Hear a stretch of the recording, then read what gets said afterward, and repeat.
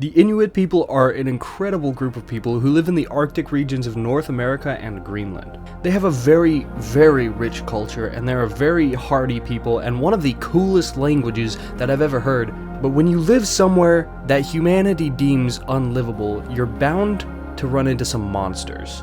Now, the Inuit have things ranging from helpful spirits to creatures that steal your children, and even a monster that tickles you to death. Hey guys, I'm the Ratman, and today we're going to be talking about Inuit cryptids.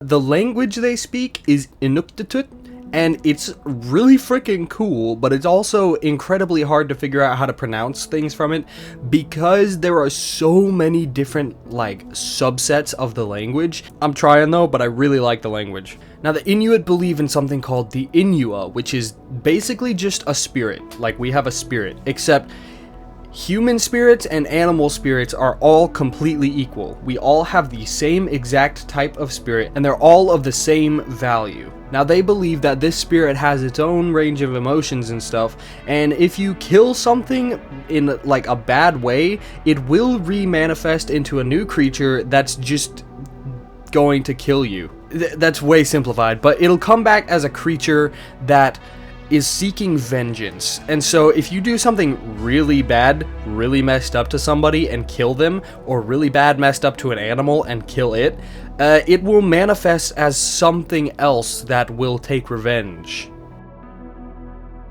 We are trying to hit 500 subs by the end of 2025. If you'd like to join us on that journey, go ahead, subscribe. When we get 500 subs, regardless of if it's this year or not, I am going to go hunting for a cryptid. It might sound like at some points I am verbatim quoting Wiki. I just want to say that's because I was writing my script, and with the research that I had, I knew a lot about these creatures, and then whenever I'd go to the Wiki to look at what they got, they had nothing. So I put my script in the wiki, I adjusted it for wiki terms and stuff, but, if you go read the wiki on, half of these creatures, it's my script. That's why it sounds like I'm quoting it, because it was me who wrote it.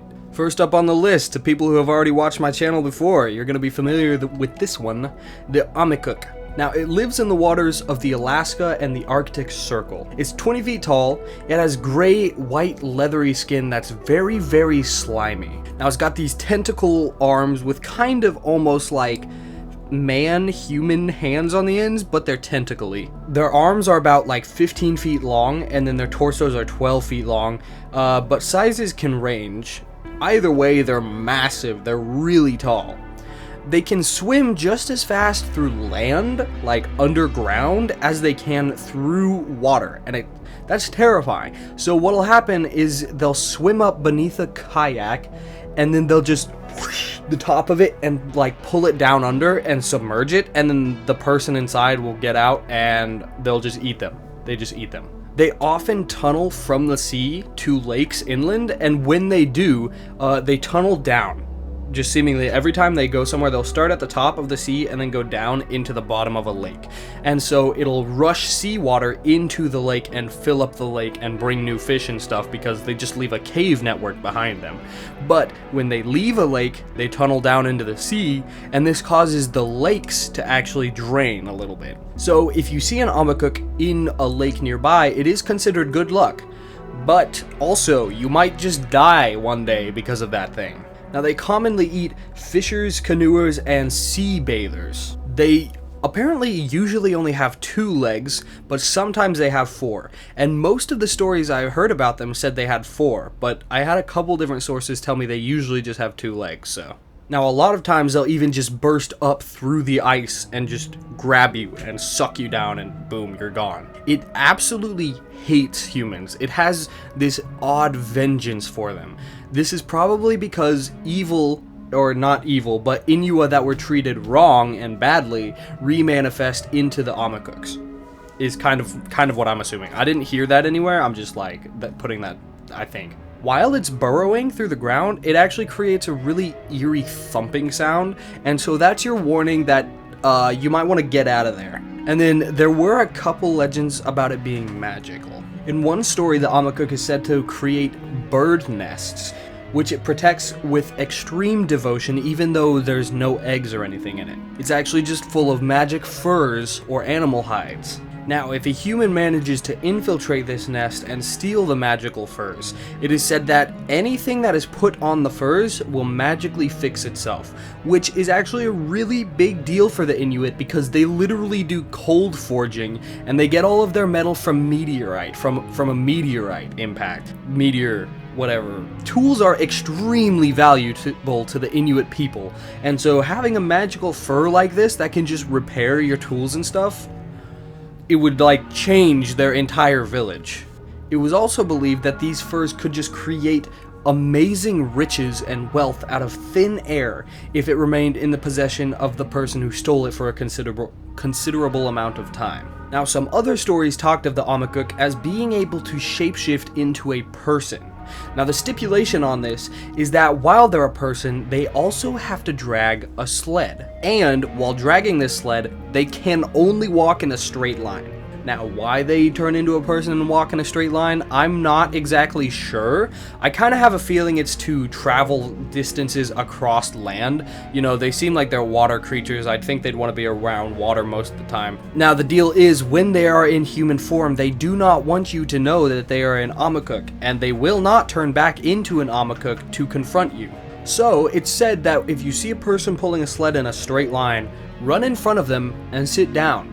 They'll walk up to you and not be able to turn, and they'll say, "Hey, get out of my way," and you say no, and then they'll say, "I'll give you money," and you say no, and then this just continues of them offering you more and more valuable things, and you continuing to say no until they give you something extremely valuable. And that's when you say yes, they'll give it to you, and now you have like this magic item or this great wealth that you've gotten from the Amikuk, and you move out of its way and let it go.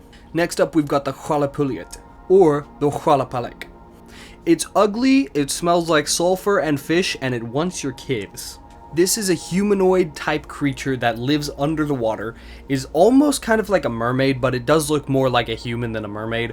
It wears traditional Inuit clothing, usually the kinds that women wear when they have children, or mothers wear, and it's got the big hood, and then behind the hood it's got another pouch that you can slide the child into in order to stay on your back to stay warm.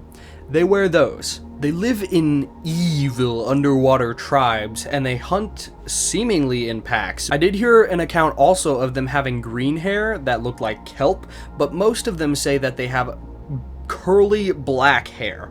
And then they have greenish rough skin, long claws, and green eyes. It's got fins coming off of its spine and its arms. Now, this is used as a boogeyman to keep children off the ice. Now, how do they get kids over to thin ice?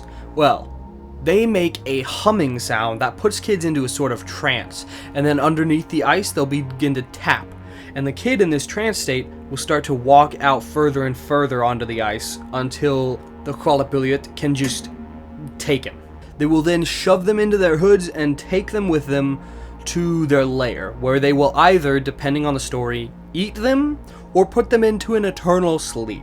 Now, parents often do have a warning sign when these creatures are around, because they will hear the humming and the tapping sounds, and they'll smell sulfur and rotten fish and just be like, okay, a Qallupilluit is around, maybe do not take them out, do not let your kids outside right now. You're gonna lose them, they're gonna die, don't put them outside. Now, in the springtime, things start to warm up, ice starts to melt, so obviously this makes the spring an amazing hunting time for these aquatic diddies. Now, I did find 0 accounts of them hurting adults, only ever children. They just take the child. Now, like we said, some of them eat the children, and this is so that they can remain youthful. Some of them put them to sleep, and apparently that's also so they remain youthful. It's just they have different approaches to it. Now, I found some very crafty villages of Inuit who go to these Qallupilluit who just put the kids to sleep. They don't eat them, they put them into eternal slumber.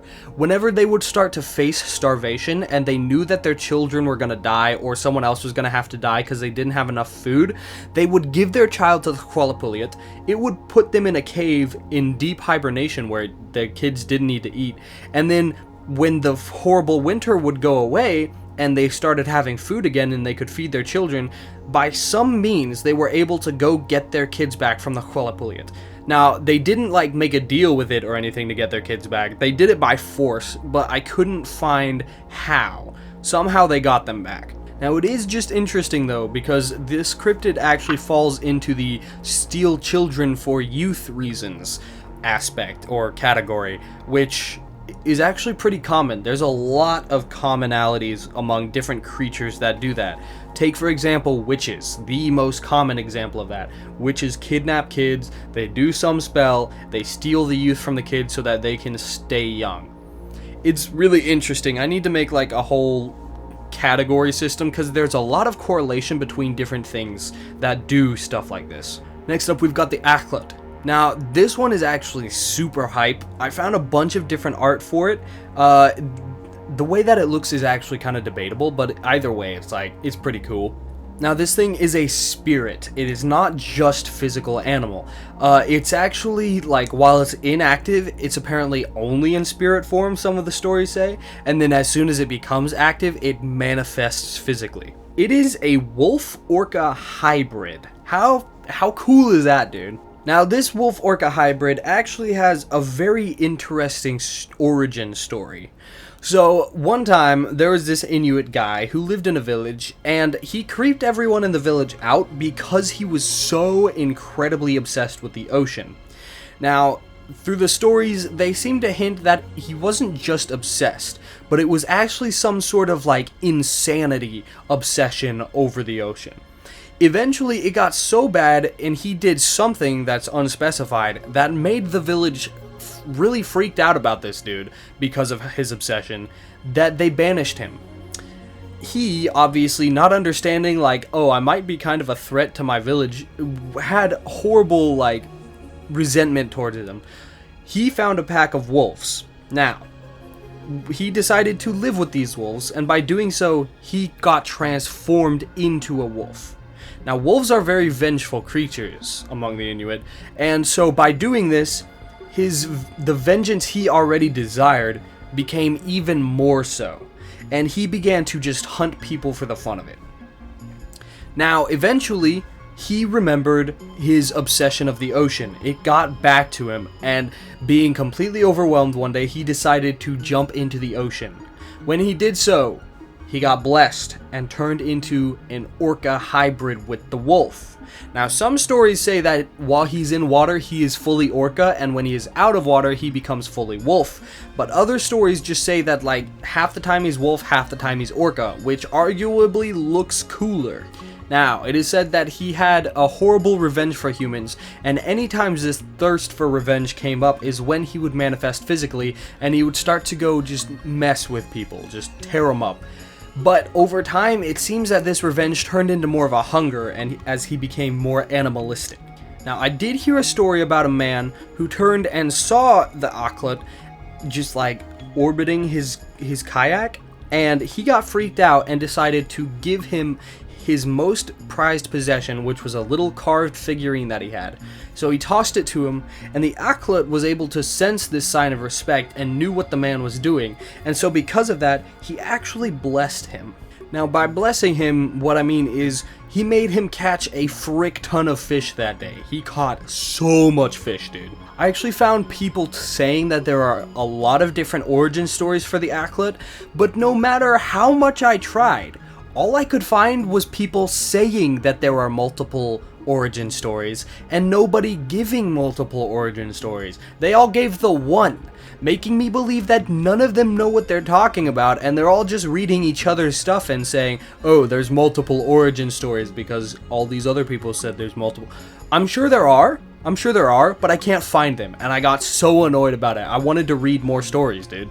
Now, there is actually a lame explanation for the Akhlut.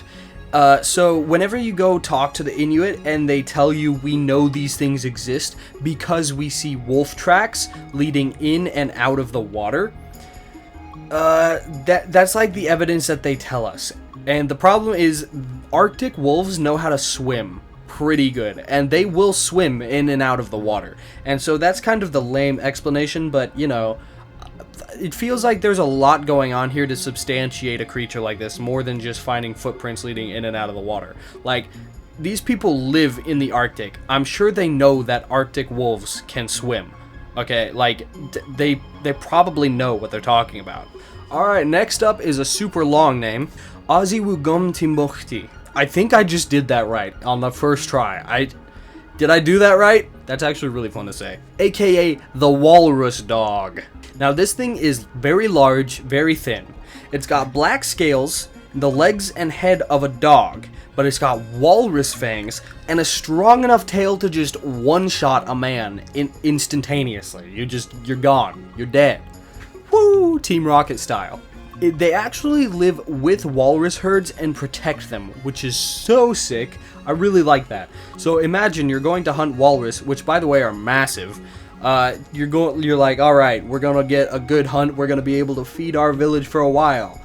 And then there's just this giant black scaly walrus that looks like a freaking dog that just annihilates everybody. Like, that is actually terrifying, but it's so cool. I love that it's tied in with, like, other animals, you know? Now, one time, the Inuit did document an occasion when it killed everyone aboard an unlucky umiak, which is, like, a bigger kayak. I was trying to look in to see if there was a fancy origin story for these guys, like the Akhlut, and this was when I was first reading into these guys, so I kind of figured most of them had an origin story, but no, this guy was just created by Raven, which, by the way, is like the creator god. I think. I didn't read much on him. Next up, we've got the Tammatuyuq.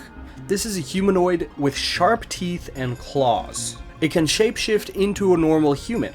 At first I was reading this and I was like, why does it have to shapeshift? It already looks very human. No, it's not actually. It's kind of giant and it looks very weird, almost like an ogre, kind of. It will gain the trust of mothers before offering to help them with chores or to babysit the child while they go and do things, and then as soon as it can do this, it kidnaps the child. It just leaves. It goes to its lair, and then it punctures the child's head with a needle or a straw and sucks all their blood out.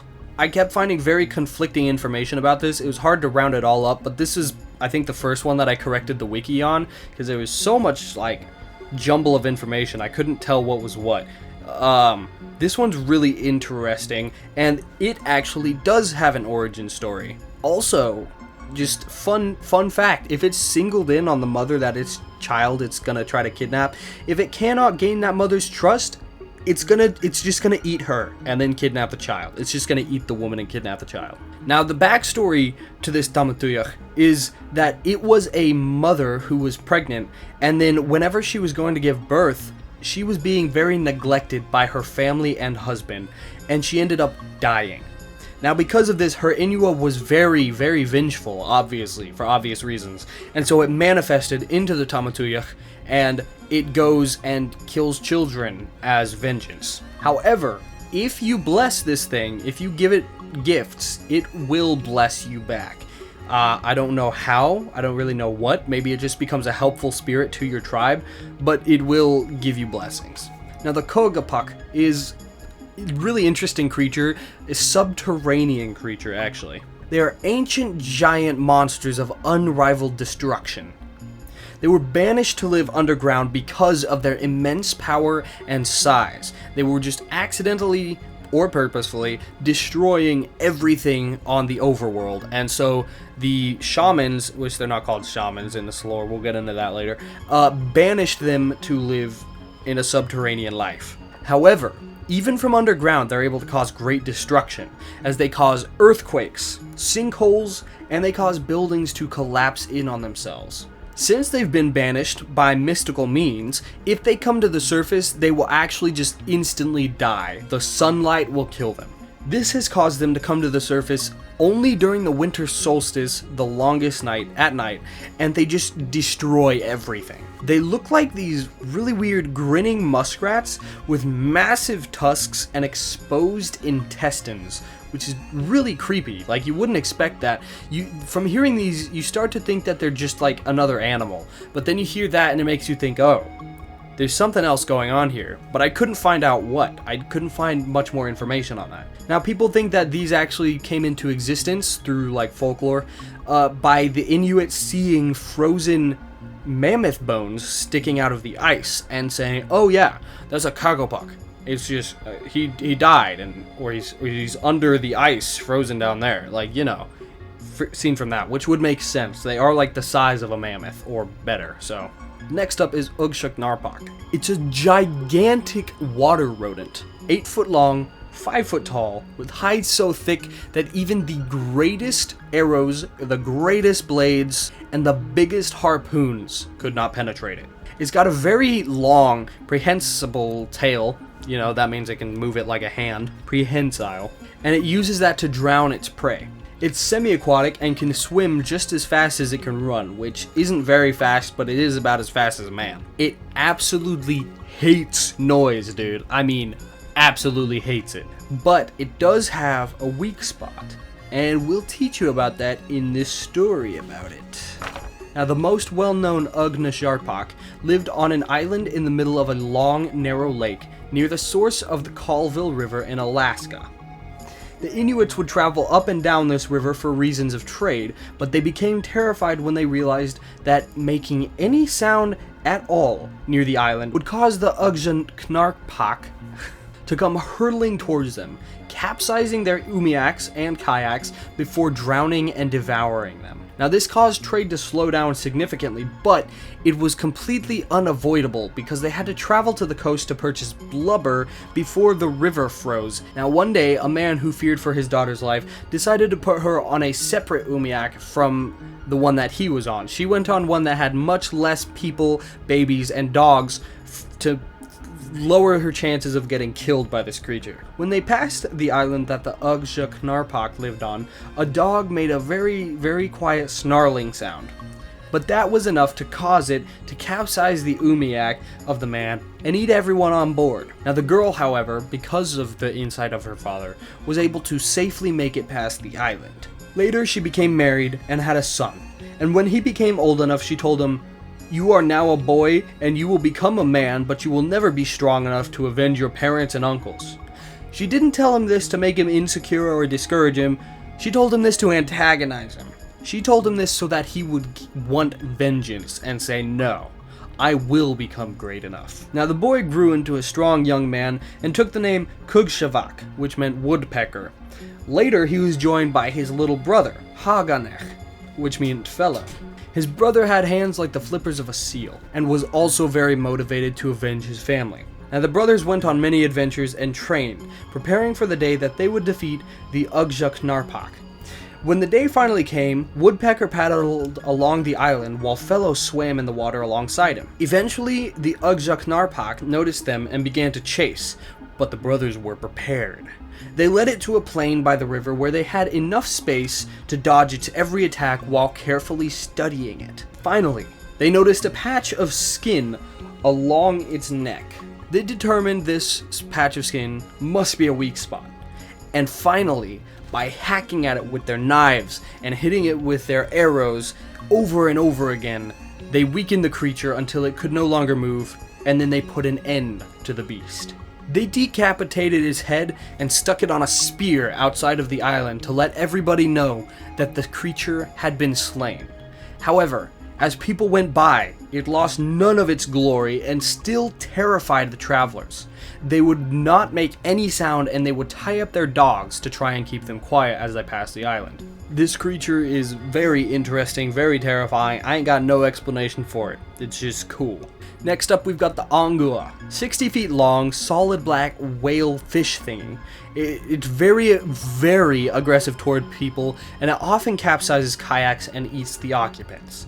I didn't find very much information on this, but it was just a really interesting one and kind of terrifying. I did find one account from a man who traveled to an Inuit village, and they told him that it had killed one of the men recently. They saw it flip his kayak and just eat him straight out of it. This creature could have just been created by Raven for all I know, I'm not sure, but it is interesting to wonder what could have created this thing. Like, if it was an Inuit that manifested into this creature because of something that had happened to it, What had to happen to that soul for it to become the Angeoa? Next up, we've got the Tornit. Now, this one actually gets a little bit into conspiracy territory, even maybe a little bit of 411, just because it has to do with Bigfoot. Now, the Tornit were wild men that were actually here long before the Inuit were.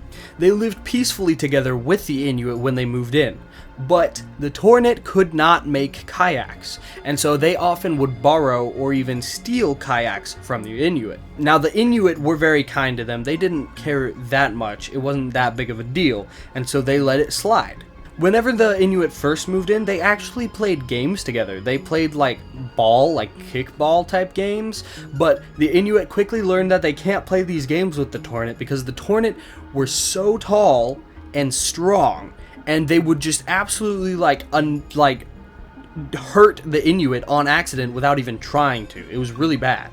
Now, I read some stuff talking about these creatures. They were very hairy, they were very tall, very strong.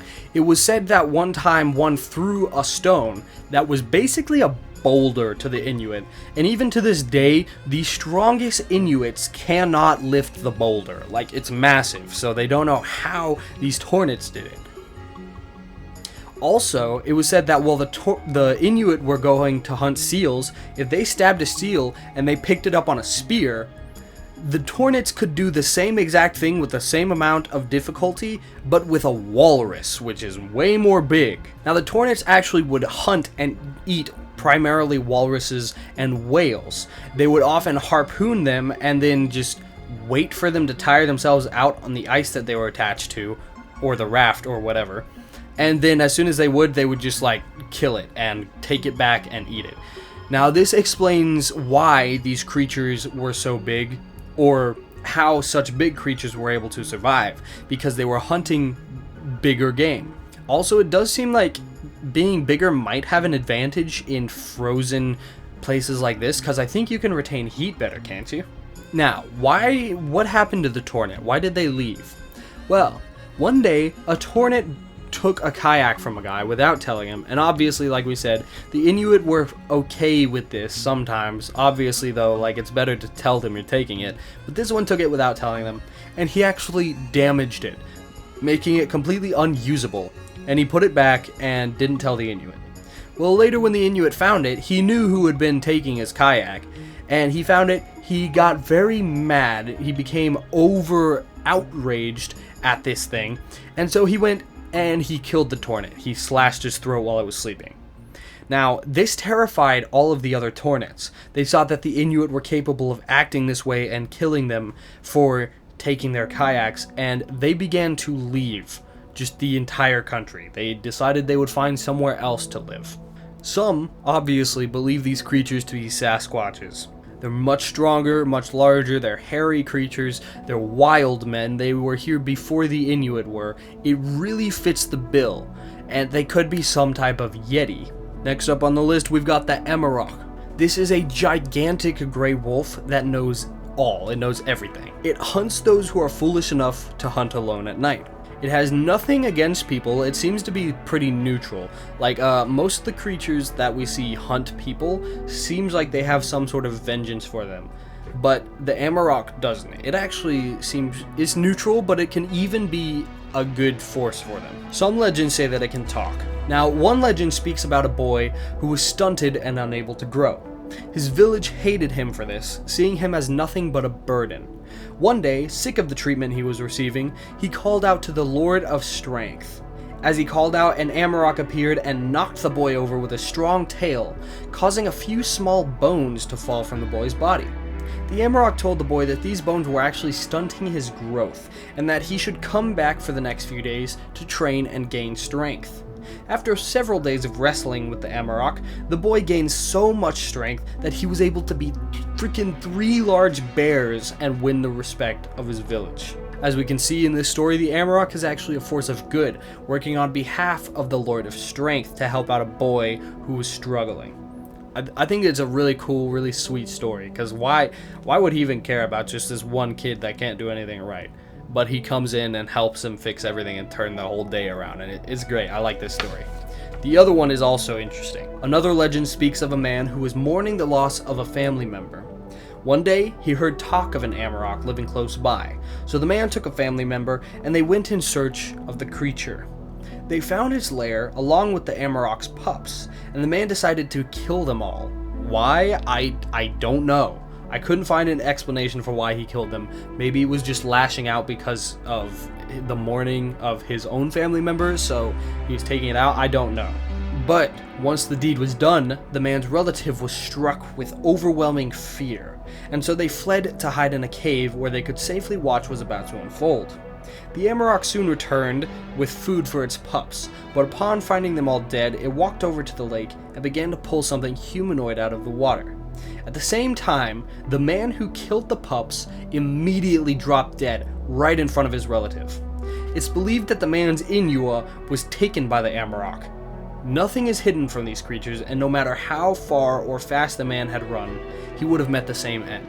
So, it instantly knew who killed its pups, and so it just stole his spirit, which is absolutely horrific. These creatures are really interesting. They're really cool. Next on the list, we've got the Adlet. This is a werewolf-ish creature.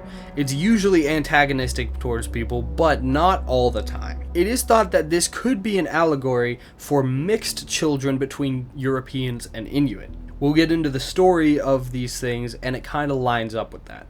This thing has the upper half of a man's body and the lower half of a dog's. When I see that, like the wiki straight up just had pictures of werewolves, and it was like, ooh, because it lives in cold regions, this is what it could look like. And it was just a werewolf wearing a coat, and I'm like, none of the pictures on wiki were remotely close to what these things look like. They look like me and you up top, but then their legs are dog feet.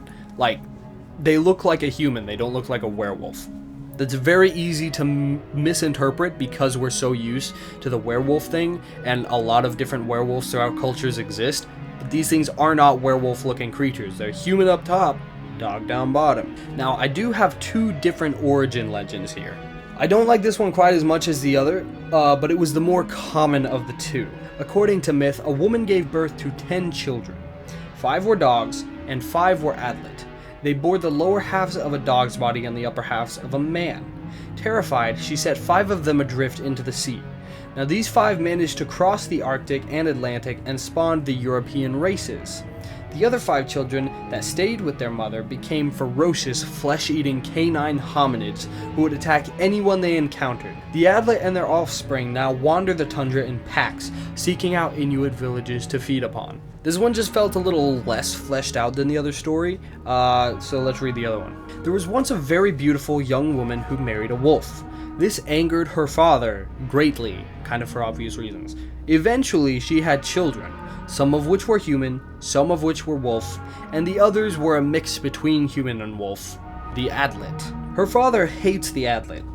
One day, the mother sends an Adlet to bring food to her father, but the father, filled with evil intentions, ties rocks around its neck and sends it back, intending for the creature to drown in the river. The Adlet manages to call out for its mother while it's drowning, and she manages to save it. The mother returns home and tells her Adlet children that they need to run away into the wilderness for their own safety. And because of this, they're taught that humans are very dangerous to them, and so they are naturally antagonistic towards them.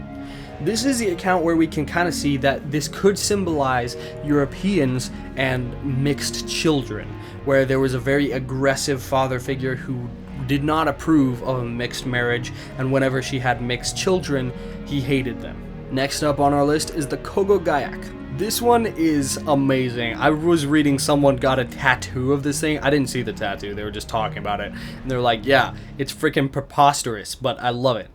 So, the Kogogiak is a polar bear with 6 to 10 legs, most commonly seen with 10, like in lore and stuff. It runs extremely fast and has increased strength. Now, I found some mixed information here about the creature. So we'll discover 2 different paths of what this creature actually could have been. Now, on one hand, it's just a polar bear with 6 to 10 legs. It often attacks villages and caused great acts of violence. However, the other route that this creature took is that it actually despises violence. It hates it, and it is actually a symbol for teamwork. Now, I found an account of a man who actually stayed at an Inuit village, and he was being told stories by the Inuit. They told him that one day they came across a Kogogiak stuck in a pit, and they decided to help it out of the pit. Now, at first, they were all just individually trying to push it out, and the harder that they tried, the more chaotic everything got, and the harder things happened. They were having no success.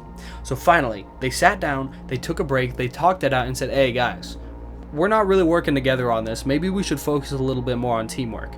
And so they got up and focused this time on working together. And very quickly and easily, they got the bear out of the pit. Now, this is a super cool story and why it's an allegory for teamwork. Because look at this thing's legs. It's got 10 of them, right? A normal polar bear functions fine. A Kogogiak, though, can run faster than a normal polar bear. However, if each of its 10 legs were not in sync with each other, if each of its 10 legs weren't working together perfectly, it wouldn't be able to run as fast as a polar bear. It's got so much going on down there, it would get overcomplicated and stumble over its own feet. And so we say, 10 legs is better than 2, but only if they work together. Next up on the list is the Qiqirn. This is something that I actually found discrepancies between. It seems that there's a couple different creatures here. It's the Qiqirn and the Keelut. Now, a lot of times these are portrayed as the same creature, but I found people saying that they're different creatures, right? I found like more reliable sources saying that they're different. And so I think what might have happened here, my dog's thumping the floor. So I think what might have happened here is the Keelut and the Qiqirn actually are kind of similar. They're both giant dog-like creatures, and so over time, through different storytellings and stuff, they just became one and the same through oral tradition. But I don't think they are, so we're treating them as different creatures. Now, the Qiqirn is a huge dog, taller than a person. It's hairless except for mouth, feet, ears, and in its tail tip. Now, whenever it's nearby, it will send dogs and men into hysterics. They will just shiver and convulse, and they can barely speak. I saw someone talking of like this might imitate like the shaman ritual, because apparently to become a shaman something similar has to happen with like a bear spirit that also makes you convulse and stuff, but I didn't really find any other information on that. Now, this does sound scary. If this dog is like, just this dog's presence can make you just convulse like you're having a freaking stroke. However, it is absolutely terrified of people. You can scare it off very easily. If you actually call out its name, Qiqirn, it will just run away. And if an Angeoa sees it, which is actually the shaman word, the Inuit shaman, if one looks at it, it will just leave. It'll just run for the hills. Next up, we've got the Keelut, because these two get confused, so I figured we'd cover them back to back. This is also a large, hairless dog spirit, but it's got black, oily skin, no facial features except for eyes. Its eyes actually glow, and some stories even say that if you stare into its eyes for too long, it can just steal your Angeoa. If it attacks you, you will instantaneously die. It doesn't even have to like do anything. If it just tries to attack you, you're dead. It blends in perfectly with the dark of night because of its oily skin, and it often is seen like a shadow spirit. That's all the info on that one. I couldn't find a lot of info. It is possible that they are the same creature, but it just seems like they're not, you know what I mean? But there's not very much information on the Keelut, at least that I could find. I need to ask like an actual Inuit person, that would be great. Next up is the Tupilak, created by Angeoa to destroy an enemy. This one is super cool. It's like a golem from the Inuit mythology. So basically, the Angeoa will go and get a bag, and then they will collect body parts from dead animals and sometimes even human corpses. They'll also just grab components from nature, like leaves, vines, roots, stuff like that. Eventually, they'll do a ritual that turns this creature into a golem made out of the creature parts that they collected. Now, they'll often throw in scales or the tooth of a whale to make it good at swimming. They'll throw in something like fox bones to make it good at walking on land, and they'll throw in feathers to make it able to fly. If you put the parts of an animal into the bag, it can also gain its special abilities such as instincts and sharp sight and stuff like that from the creature's body parts. Now, the purpose of these things is to just be an absolute nuke and kill something, just like take it out. The stipulation is if this is used against another Angeoa, it actually can be turned back around on its creator, going to kill them. And if this happens, the only way to get it to stop is to go to your village and admit that you created this, which seems to tell me that there is a taboo on using the Tupilak. Next up on the list is the one we talked about in the intro, Maha the Tickler. This is super thin, laughing demon with frostbitten blue, purple, and black skin. It's got stringy black hair and white, foggy eyes that almost seem to glow. It wears almost no clothes and is always barefoot. It's got extremely long nails that it uses to tickle people to death. This does sound kind of freaky because it'll just show up and tickle you till you die. But it is like a spirit that you can communicate with, and it's actually kind of dumb. So there are a lot of stories about this creature coming up to somebody who's standing by the water, and it'll be like, I'm going to tickle you, and then they'll just say, hold up, before you take my life to tickling, would you like to take one last drink with me? Just like, please, I just want one last drink and I'd like it to be with you. And they're just like, oh, sure. And so they'll bend over to drink from the river, and then the person just shoves them into the water, and they get taken down a stream, because I guess they can't swim that well. They'll just get taken downstream, and they're saved. Kigutilik is actually a really interesting creature. It's very strangely shaped, and this is because it's a spirit. It was first encountered, and seemingly only encountered, by the Iglulik Inuit mystic Amarok. I seriously doubt I'm pronouncing his name right, but he's gonna come up again, and I'm gonna be saying it the same way, so sorry about that. It emerged from a hole in the ice while Amarok was out sealing in the spring. When it appeared, it roared, ah, ah, ah. Amarok was so terrified that he ran home without even securing the spirit's aid as a helper. Now, what does that even mean? So, Amarok actually, because, you know, he's a mystic, right?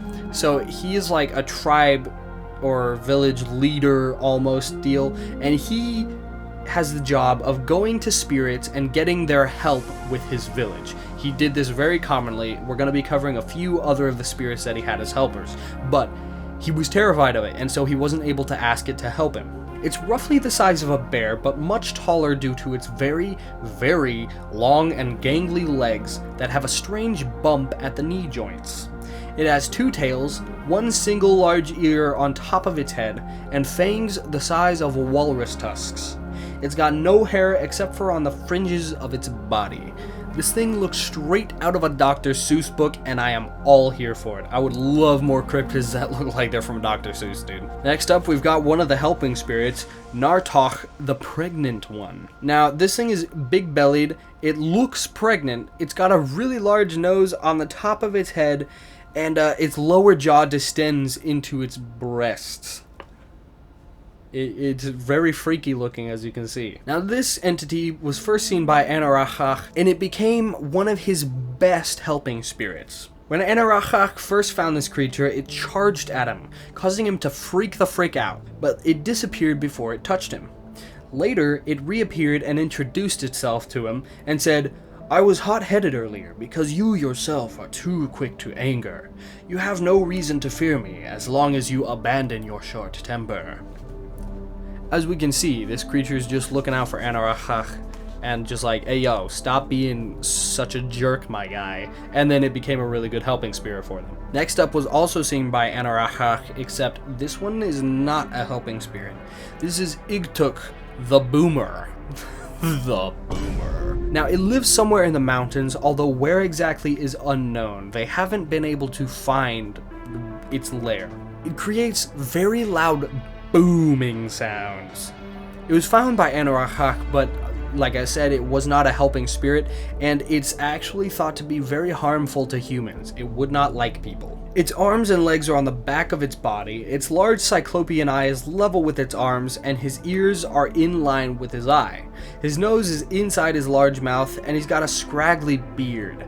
The booming sound is produced when Igtuk moves his jaws. Obviously a very interesting creature. Kind of wonder if it's got anything to do with the Koguhpuk, who also, like, do mountainous things from underground and they cause earthquakes and stuff, right? Next up on the list, this one might be the hardest to pronounce here. Qallupilluit. Maybe. I butchered that, I'm sure. Or just giant maggot. It is a giant maggot. This thing is massive, and it was actually once able to help a village, an entire village, sustain itself through a very bitter winter just by eating the blubber from one of these things. There are multiple of them. I don't know where they live. I don't know where they come from. I don't know if they live in nests. I've got no information other than one entire village was able to survive off of one of these things. And that just makes me wonder, what happens when it turns into something? What happens when it goes past the larva stage? That would be terrifying. Next up, we've got Surmilik, the ice-clad. It's a giant polar bear with very, very long fur that actually ends up turning into icicles that are extremely spiky, and work as a pseudo armor. Now, it'll often lay upside down in the water, leaving its paws up top, but its paws don't look like paws. They're like these circles of ice because they're completely covered in ice, and it will just prey on anything that comes its way. And the way that you notice it is you just gotta make sure you see its paws. You gotta be on the lookout for those paws because it will annihilate you. Okay, last on our list, this one might actually be a god. I found some people saying it's a god, some people saying it's a cryptid creature, but either way, it seems to be a helping spirit. Isitach, the giant eye or floating eye. When Anarchach's parents first died, Isitach appeared to him and consoled him, saying that it also has sad thoughts, and that because of this relation, it would help Anarchach as his new helping spirit. I actually really like this dude. He just seems really nice. He seems like, yeah, I got you, bro. He's got short bristly hair that stands straight up. Each of his eyes have two sections, like two little sections, and yet they're still connected. Its mouth is vertical, with a single long tooth at the top and then two teeth at the sides. It can also take the form of a giant floating eye, which is where it gets its name from. Now, it actually will punish people who break taboos. Alrighty guys, what did you think? This shaped out to be like my longest video yet. I've been recording for well over an hour now.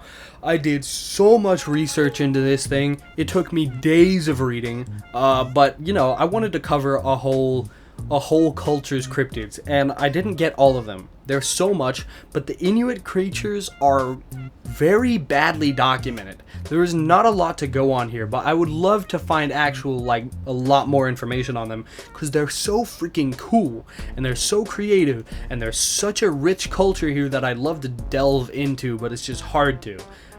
That would be so cool, though. If I can find a book that covers Inuit monsters, that would be heaven. If you liked the video, please hit thumbs up. It is greatly appreciated. Helps push me out in the algorithm to more people who would also enjoy it. If you haven't yet, you should hit subscribe, especially if you made it all the way to the end of this video. I would greatly appreciate it, and I'm going to be making more content like this that I'm sure you'll enjoy as well. Leave a comment, let me know how I did, let me know if you want to see anything specific, let me know if I said anything wrong. I know I did.